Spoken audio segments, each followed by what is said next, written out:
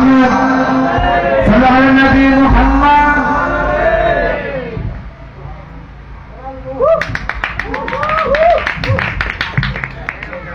Masya Allah, kita terus habis dulu. Mama puh dah.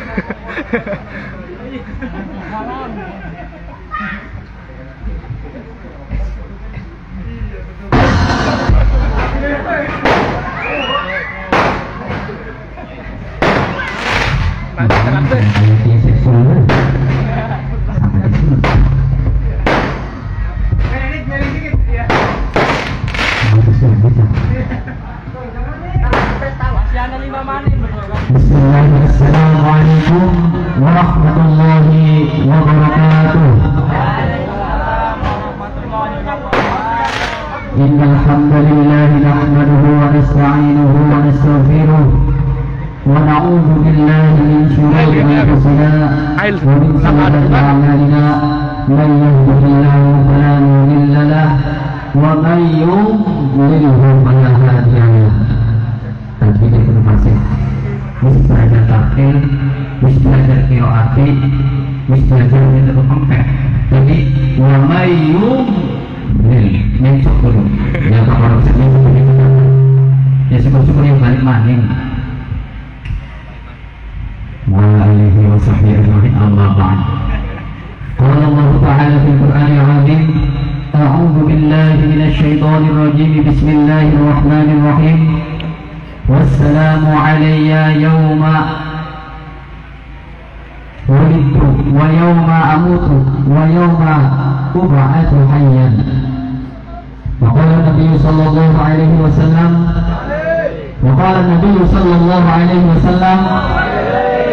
man nafasa an mu'minin kurbatan min turabid dunya nafasallahu ta'ala kurbatan min kurabi yaumil qiyamah. Hadirin yang sama-sama dirahmati Allah, pertama-tama marilah kita panjatkan puji syukur kehadirat Allah Subhanahu wa Ta'ala, yang dimana Allah telah menentukan takdir kita bisa duduk di majlis yang mulia ini, di majlis Rasulullah, di mana seseorang ketika menimba ilmu diiringi dengan sholawat, maka langkah kakinya ibarat dibibir oleh kedua sayapnya malaikat dan diperuntukkan untuk orang-orang yang menuntut ilmu. Alhamdulillah. Ini keyakinan kita, keyakinan agama kita. Tanpa dasar ilmu, mereka tidak akan yakin menuntut ilmu agama begitu mulia, begitu agung. Maka para orang tua banyak yang memondokkan anaknya. Kenapa? Karena tahu kemuliaan menuntut ilmu. Faridatun ala kulli muslimin wal muslim. Hadirin yang sama-sama dirahmati Allah, kedua salawat serta salam semoga terlimpah curahkan kepada junjungan Nabi Muhammad sallallahu alaihi wasallam, yang dimana dengan asbab baginda Nabi kita mengerti ajaran Islam, kita mengerti mana yang halal, mana yang haram, mana yang mubah.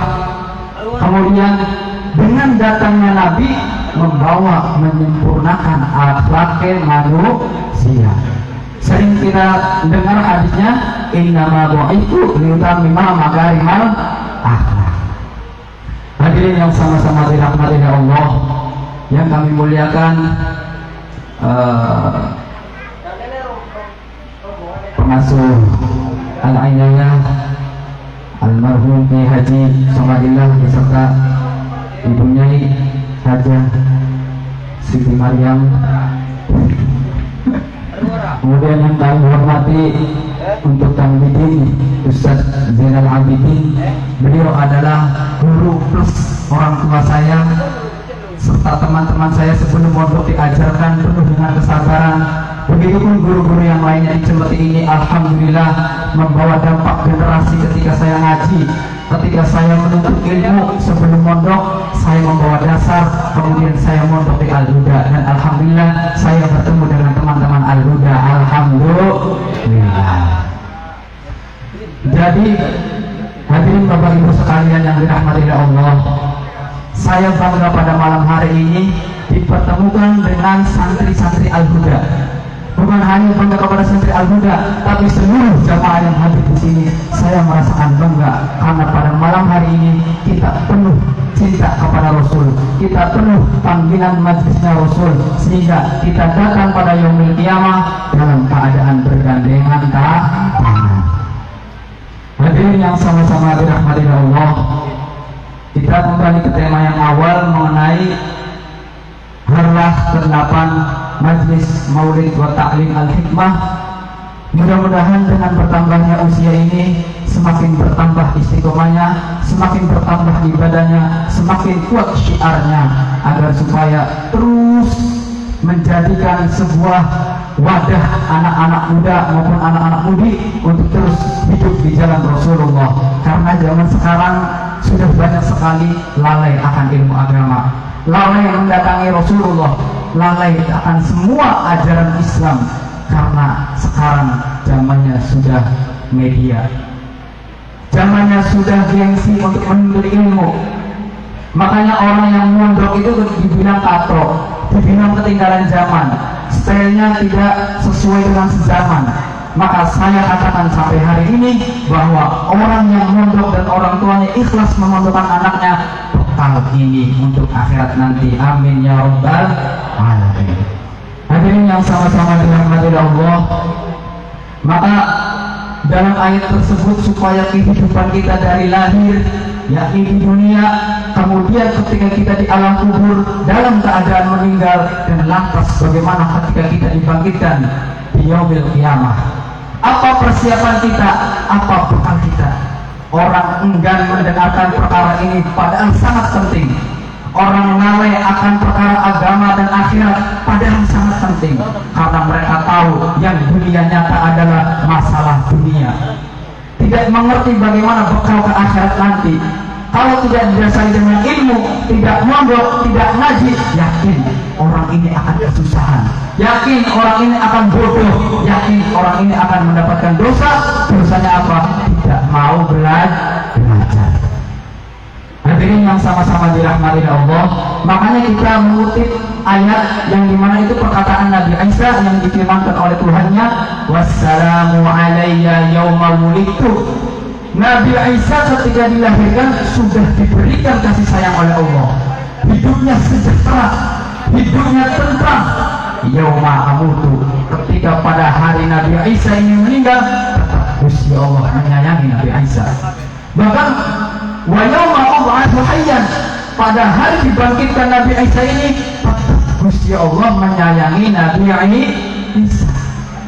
Maka bagaimana harus kita mendapatkan kasih sayang oleh Allah?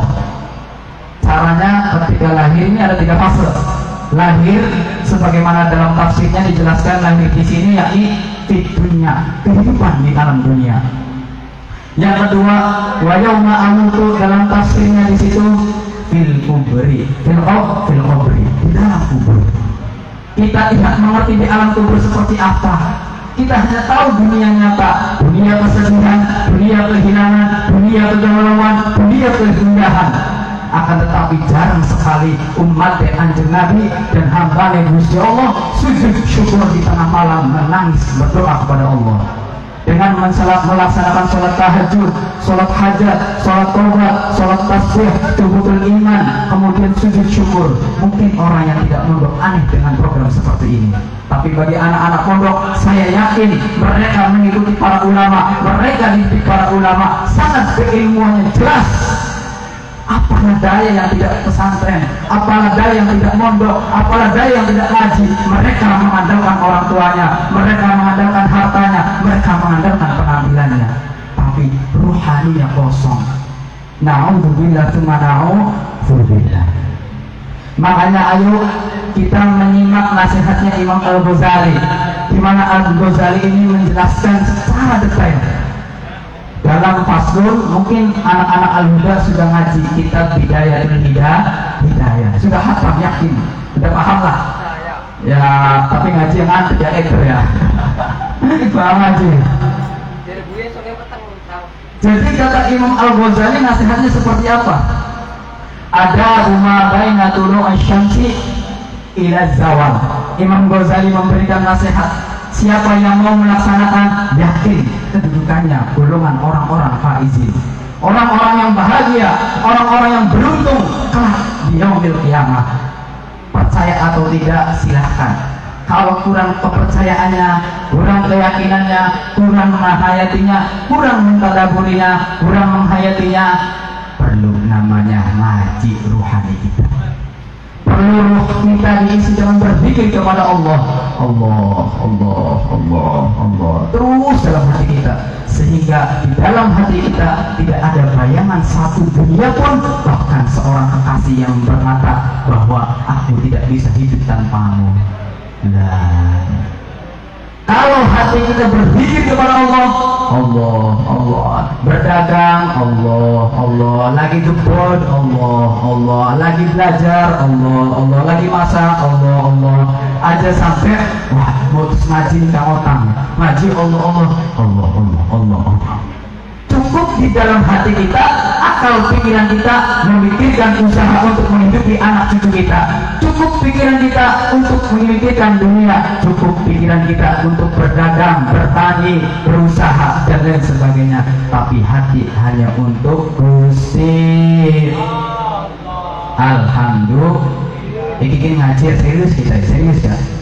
Dalam hati banget, karena ya meskipun orang tua saya tidak berpendidikan, orang tua saya tidak pesantren, tapi saya merasakan betul keikhlasan orang tua saya dalam memondokkan saya. Tidak pernah perhitungan, doa, dukungan, materi, terus sampai berkata seperti ini. Wong mondok usia 40 tahun gak masih payu wong lanang tak. Masya Allah, sedikit harus ikan loh. Astagfirullahaladzim ya. Tapi doane wong tua, dukungannya wong tua sedih bagi hati kita. Ayo sing duwe anak, didik anak-anaknya. Ayo sing duwe suami, sing belum ngerti, ayo belajar bareng-bareng. Sing kira-kira duwe keluargaku, anak planning, anak persiapan, anak pandangan, anak asumsi, kok besok anak-anak kita ini menjadi orang-orang hebat, menjadi para ulama, menjadi para kiai. Sebagaimana sebelum saya mondok itu di Al-Munawwarah di masjid ada perpustakaan. Di situ saya baca anak kecil, namanya anak kecil. Itu lihat gambarnya doang, gambar kan, bagus itu menggambar. Anak sekutip kata-kata yang indah dan itu sangat mempengaruhi sekali. Kata-kata seperti itu untayannya Syekh Abdul Qadir Jilani kalau nggak salah. Bercita-cita menjadi ulama besar. Ada di zaman sekarang menjadi bercita-cita untuk menjadi ulama besar? Adakah di zaman sekarang cita-citanya ingin menjadi alim alamah mustaqim? Tidak ada, jarang ada, tapi jarang. Karena hidupnya, waktunya, kegiatannya dibudaki oleh media, dibudaki oleh HP. Ini hati ya. Guyonannya kurang, tapi karena anak-anak muda yang banyak di sini, kemudian ada ibu-ibu sebagian yang punya anak, silahkan, ayo bercita-cita. Ibunya nggak ngerti, setidaknya anaknya menjadi orang-orang hebat. Didik anaknya sejak dini, yakin kalau misalnya nggak ngerti kita makhlukil huruf, ahkamul huruf, sifatul huruf, hafalin sama terus sampai kira-kira 30 juz. SMP nih atau SMA harus hafal Quran, ngaji tafsir supaya paham, ngaji ilmu nahwe, sorope, balagoe, manteke, tafsire, terus tajwide. Yang kita bro ngaji di media sosial, bewani menghujat uang, wani ngomongi uang, ada ngaji di YouTube, ada ngaji di Facebook, ngaji dong ya ustaz dia salah pisan gini ya Allah. Ini hati-hati, ini prihatin hati saya, bukan untuk kesombongan, bukan. Saya tidak menyalahkan orang belajar di HP, tidak, tapi lihat sanad keilmuannya jelas atau tidak, sesuai leluhur kita tidak, sesuai ke-NU-an tidak. Kalau tidak NU, Imam Ghazali aja disalahkan. Kalau bukan NU, tahlil aja dibid'ahkan. Kalau bukan NU, ziarah kubur aja dibid'ahkan. Nah ini perlu yang namanya sanad keilmuan. Aduh, orang ngerti kan ya baru sanad ya, baru sunat dari dua ya. Ya. Sunat kan belum satu ke rombongan. Apa cak min ya, astagfirullah saja. Ini ngaji yang ada teman ya serius teman, karena yang keluar dari dalam hati, bukan dari cacian, bukan dari kesombongan, bukan. Keprihatinan saya khususnya tentang anak muda. Kalau namanya ngaji pasti wakilnya, kalau namanya ngaji pasti ngobrol, kalau namanya ngaji ya untung-untungan memanji kupi tangan untuk pinggir kiwe untung. Anak sih orang-orang sama sekali. Anak ngomong gini, anak ngomong gini. La ilaha illallah, ini baru satu ayat saya. Berhubung waktunya masih materinya masih ya orang menit mana berarti. Hadirin yang sama-sama dirahmati oleh Allah, maka kata Imam Al-Ghazali di situ menjelaskan adabnya ketika bangun tidur. Saya waktu di Al-Huda ya, mungkin ini teman-teman saya di Al-Huda pasti merasakan ketika ada beliau Buya Mustafiq Rahman Allah yarham, mudah-mudahan Allah selalu memberikan ampunannya, memberikan pahala, limpahan pahalanya dan menjembatkan kuburnya. Mari memberikan hadiah Fatihah untuk Buya Mustafiq Rahman. Al-Fatihah.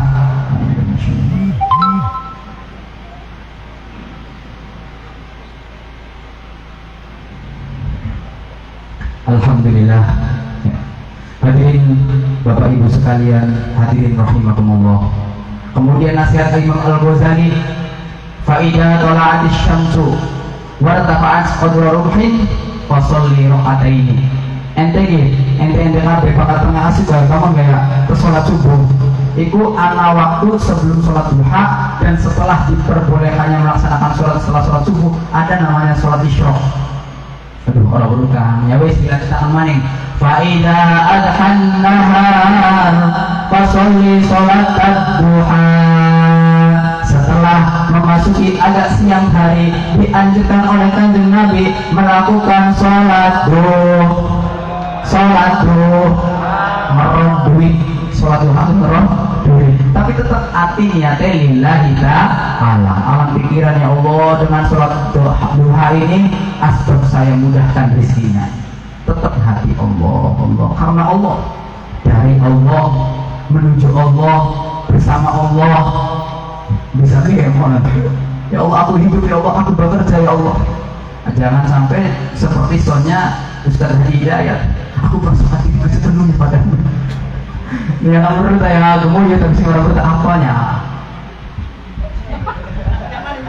Ilmu ibunya nih, ilmu ibunya tinggal nih. Ya ilmu dia, mulai maling ya. Aku pasrahkan sepenuhnya pada dirimu ya Allah. Nah ini yang enggak ya. Ustaz Adi Hidayat, penambahan kebenaran, penambahan muncul. Sing orang bukan men.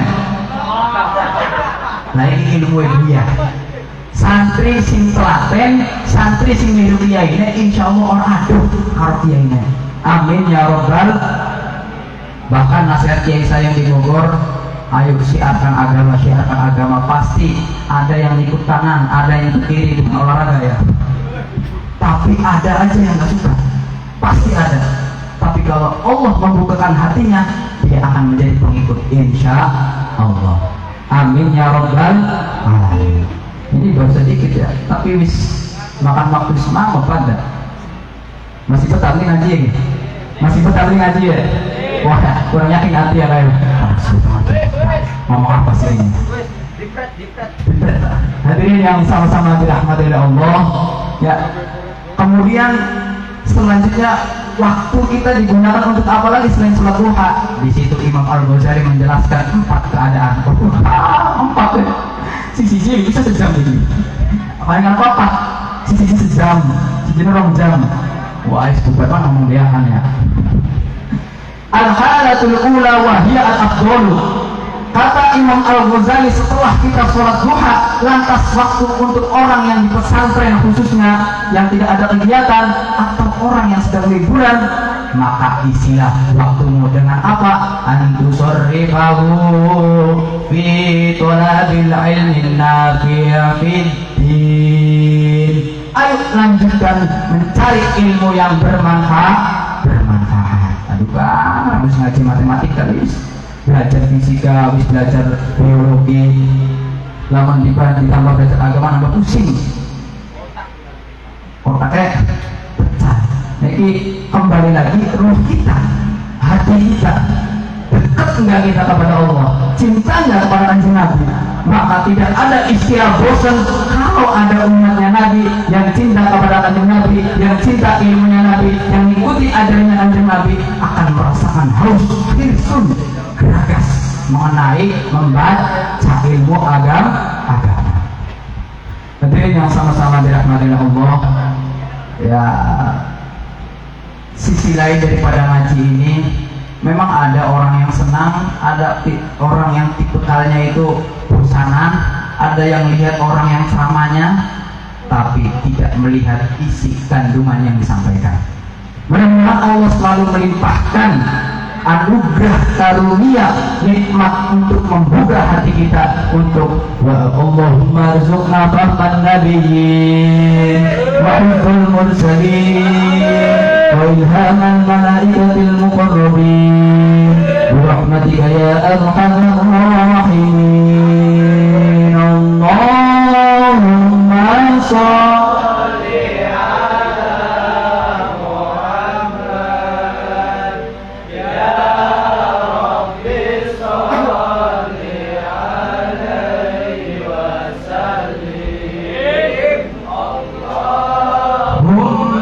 salli ala Muhammad ya Rabbi salli alaihi wasallim. Alhamdulillah, itu ijazah saking kiai pula ketika doa Allahumma rzuqna faman nabiyyin, ya Allah berikanlah pemahaman ilmu agama kami sebagaimana pemahamannya baginda Nabi, sebagaimana pemahamannya para nabi. Kalau pemahamannya para nabi langsung lahir pun Allah beri karunia ilmu yang bermanfaat. Pertanyaannya, Kang Ustaz, apa sih ilmu yang bermanfaat itu? Dijelaskan oleh Imam Al-Ghazali, al-ilmun nafi' huwa yazidu ma fi khawfihi minallahi ta'ala. Salah satu cirinya orang habis ngaji, ilmunya masuk ke hati, lantas rasa takut, gemetar, kekhawatiran jauh dengan Allah, takut akan siksaan Allah nempel ning hati kita. Apa sih? Nempel ning hati kita. Itu ciri ilmu bermanfaat. Baik dalam keadaan ramai maupun sendirian, dia tetap ittaqillaha haitsu ma kunta wa atbi sayyi'atal hasanata tampuha wa khaliqin nasa bi khuluqin hasanin. Yakin ya Allah, takut. Tema ini ada cerita ya lucu ya, tapi ngeri, lucu, tapi serem. Cerita yang mana sedikit. Ada seorang pemuda, katakanlah ini anaknya pemuda agung.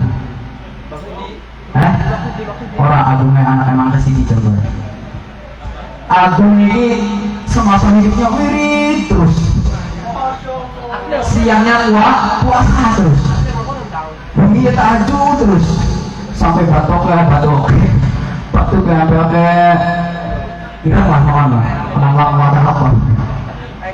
sampai masya Allah, Agung ini pemuda yang soleh yang terus bercerita ya.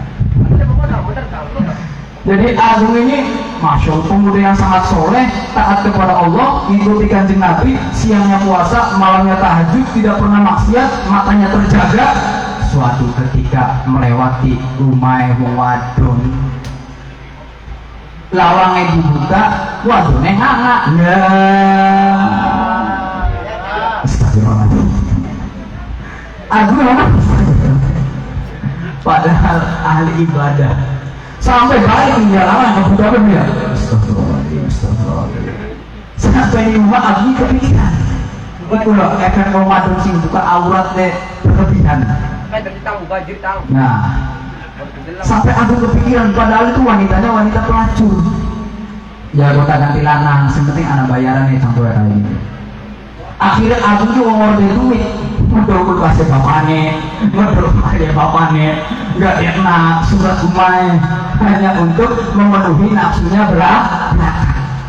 Ya Allah ya Rabbi, semono ibadah rajin, semono puasa rajin, semono tahajud lokal tergoda oleh janda mana Tuhan senangi.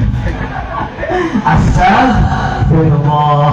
Akhirnya Agung menjual barang-barang perabotan berharga orang tuanya ini untuk sekedar membayar si pelacur tadi. Balik lagi ke agungnya,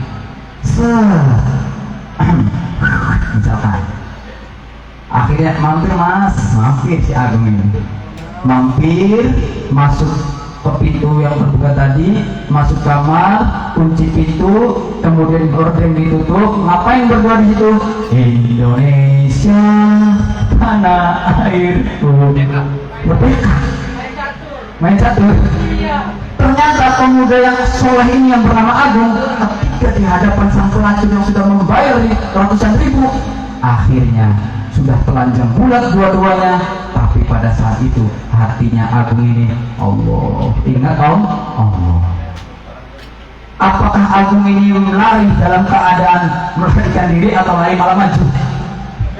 Ya lamun je golongan santri al-huda teh maju. Eman gue basir, habis bayar, habis nutup rambutan, singarman mata lah uang Indonesia tanah air merdeka. Tapi tidak seorang ahli ibadah yang betul-betul takut kepada Allah seketika itu, ketika wanita sudah bertelanjang bulat dan mengangan-angan di depan Agung. Apa yang disampaikan oleh Agung kepada wanita tersebut? La akhafu minallah, saya takut kepada Allah. Masya Allah. Masya hadiah tidak mau cah kesuwen hadiah masih akan ngomong yang antri. Akhafu minallah berada saat ini. Akhirnya terus wanita ini meraih si Agung, tapi tetap Agung akhafu minallah. Akhirnya ya sudah, saya bayar, tidak melakukan sama sekali, ambil semua harta saya, izinkan saya keluar dari kamar ini. Akhirnya si wanita tersebut mengeluarkan Agung dalam keadaan penasaran.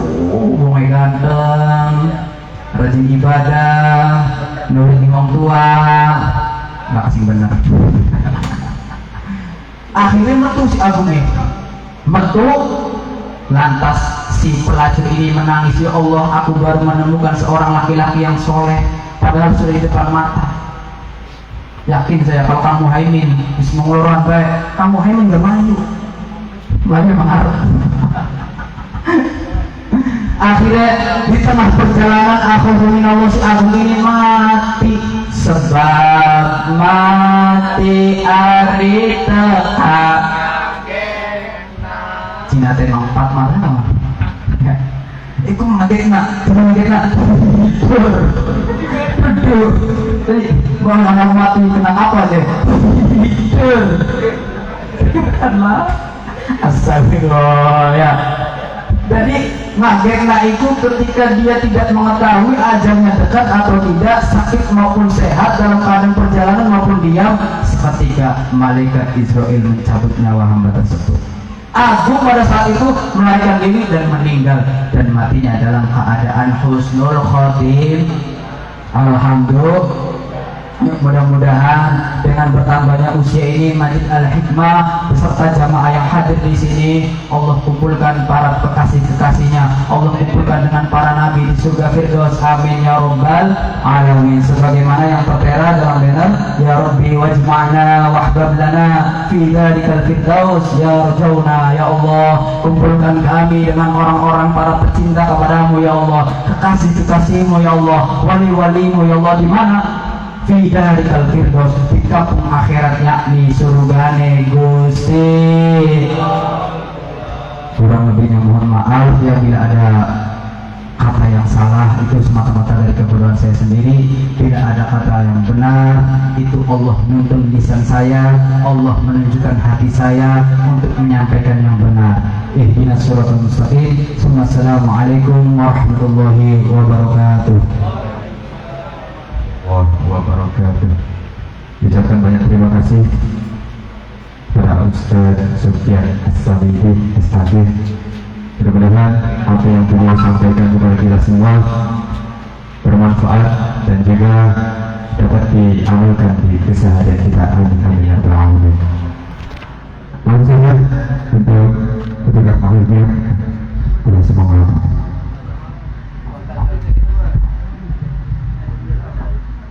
Allahumma salli wa sallim wa barik alaihi wa ala alihi wa sallam. استبشارا وزاد المرسل المطارا فانطلعت السماء والنار وهيت الملائكة نهرنا ونهرنا واستغفارا سبحان الله الحمد لله ولا إله إلا الله الله أكبر سبحان الله والحمد لله ولا إله إلا الله والله أكبر والحمد لله ولا إله إلا الله والله أكبر ولا قوة إلا بالله العظيم محمد أمه فرعون عني فخر خبره إلهنا الجدع بحمله ولما اشتد القلب بإذن رب الخلق وغافر الهدي صلى الله عليه وسلم ساجدا شاكرا حامدا له المدر في تمامه وحمد